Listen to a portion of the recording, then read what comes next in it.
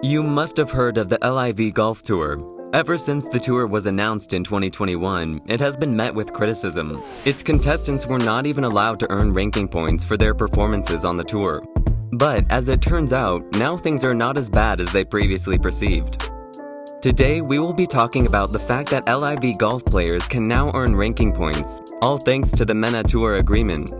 You must be wondering, what does this mean for the LIV golf players? Why is this good for LIV and bad for the PGA?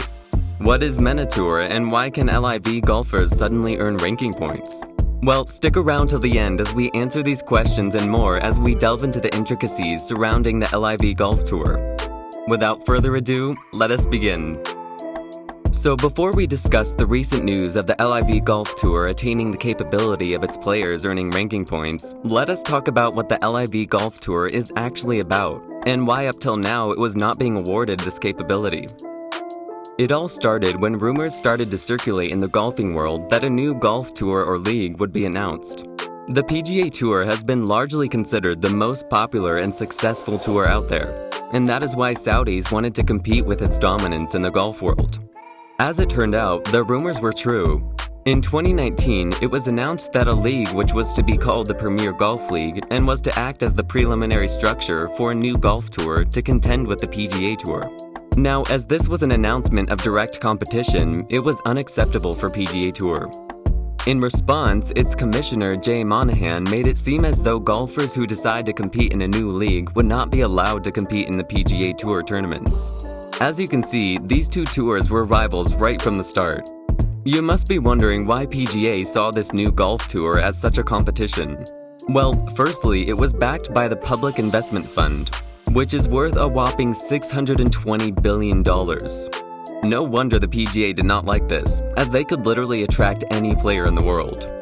We have already seen this with their investment into the Premier League football club, Newcastle United, which thanks to their investment has been able to purchase players worth millions.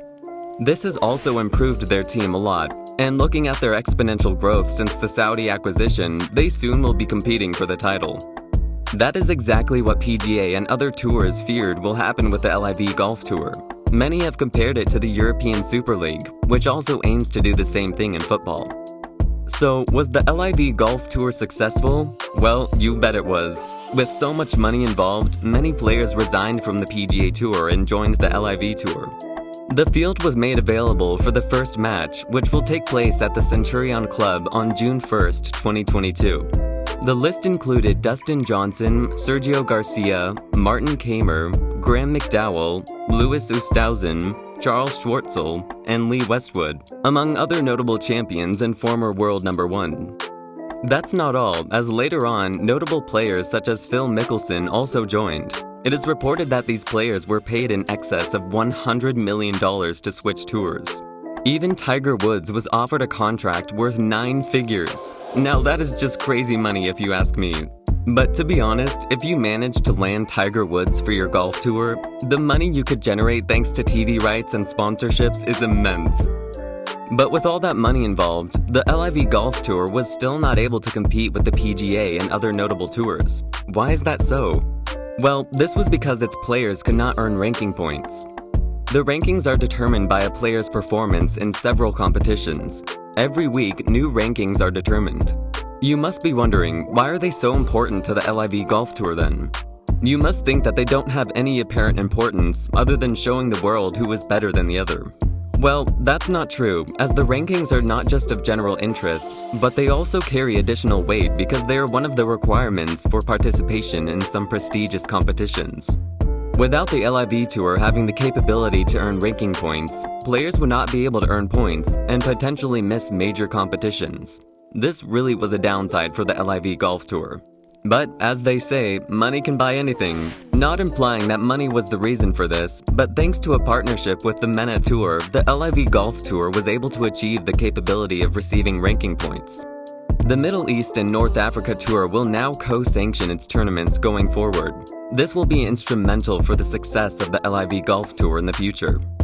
It's not like they've struggled before, as LIV has already held 5 events, but none of its competitors, which notably includes 6-time major champion Phil Mickelson, former world number 1 Dustin Johnson, and British Open champion Cameron Smith, have received any ranking points. Now, thanks to this partnership and the ability to receive ranking points, many more golfing greats will join LIV. You can expect the tour to grow exponentially in the coming years. As you can see, this is amazing news for LIV, but side by side, it also means bad news for the PGA. We have already discussed how LIV is emerging as a potential rival for the PGA, but the main advantage they had over LIV was the fact that its players could earn points during their tour. That is why many players did not leave the PGA despite the big money offers from LIV. But ever since the Mena Tour agreement was put in place, PGA lost this advantage. And with their inferior financial power compared to LIV, they are bound to suffer as many players will leave it for LIV. When players leave, they take their fan base with them. This drops viewership, which ultimately negatively affects sponsors and TV brand deals. So, all in all, the Mena agreement will be really bad for the PGA. We have been talking about the Mena Tour and its agreement with LIV, but we still haven't discussed in depth in regard to what the Mena Tour is exactly about. It's a tour based in the Middle East and North Africa. The Dubai-based Sheikh Maktoum Golf Foundation established it in 2011. It once belonged to the both Arab Golf Federation and the RNA. So you can see why they signed this agreement. The LIV Tour is also Saudi-based, which must have played a big role in the agreement between the two tours. That's not all, as both pros and amateurs may participate in the Mena Tour's prior iteration. The LIV Tour also welcomes both pros and amateurs, which further makes the two tours alike. But by far the biggest similarity was that both of these tours were 54-hole events. This all was the reason the agreement was signed. Little did they know that they signed off the death sentence for PGA. This is great news for the currently performing top golfers in the world. The world number 3 in the world right now, Cameron Smith, also won the British Open recently. All 4 of the main tournaments are automatically open to the top 50 players in the rankings. Smith might be safe, but what about Dustin Johnson, who began 2022 in 3rd place and has since tumbled to 23rd, while Brooks Koepka, a 4-time major champion, has fallen to 32 in the global rankings. Johnson is risking his participation, and I'm sure if this agreement was not signed, he was bound to leave the LIV. That's why this agreement is highly important for LIV and its retention of its best players. But hold up, nothing is confirmed as of now. Despite their new strategic agreement with the Mena Tour, the official World Golf Ranking has announced that LIV Golf Players will not get world ranking points for their events in Bangkok and Jeddah.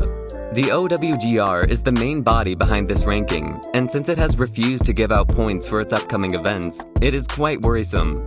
It seems like the agreement has limited power. We can only wait and watch what the OWGR says about the future LIV events. If this continues to happen, players will be forced to leave. Fingers crossed. In the end, I just want to say that even though it might seem that LIV might be using its financial power to oust already well-settled organizations like the PGA, they're not necessarily wrong in doing so.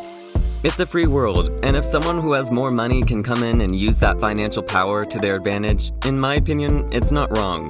Nor is it illegal or unfair. In fact, it's better for the golfer as it increases the money involved, and as a result, the golfer can be rewarded much better.